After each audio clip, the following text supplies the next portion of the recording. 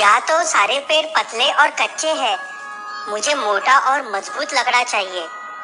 यमुना नदी के पास जाके देखता हूँ, वहाँ जरूर मिलेगा।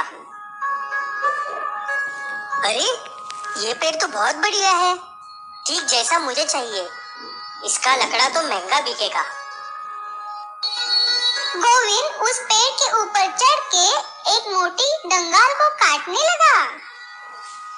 काटते काटते अचानक उसके हाथ को कुछ लगा और उसकी कुल्हाड़ी छूट के यमुना नदी में गिर गई। हे भगवान, ये क्या हुआ? मेरी कुल्हाड़ी ही नदी में गिर गई। अब तो खाली हाथ ही घर वापस जाना पड़ेगा। बहुत नुकसान हो गया और सुबह सुबह से इतनी दूर आना भी व्यर्थ गया। हे यमुना मैया, मेरी मदद कर।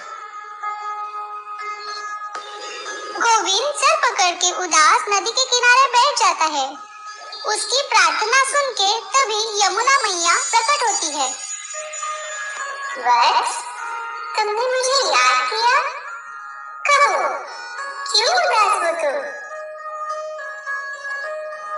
माँ, मुझसे गलती से मेरी कुल्हाड़ी नदी में गिर गई। सुबह से मेहनत कर रहा हूँ, अब खाली हाथ ही घर जाना पड़ेगा।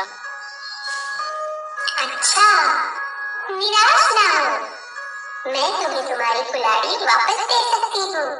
तभी देवी ने एक कुल्हाड़ी प्रकट की, चमकदार सोने की कुल्हाड़ी।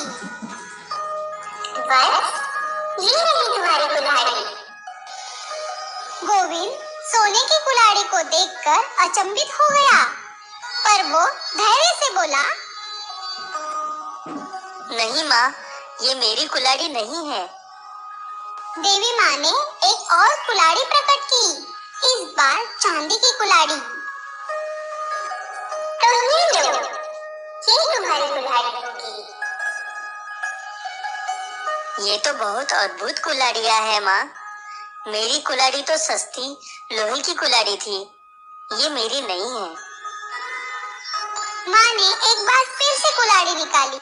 इस बार गोविंद की लोहे की कुल्हाड़ी, जिसे देखकर गोविंद ने फौरन पहचान लिया।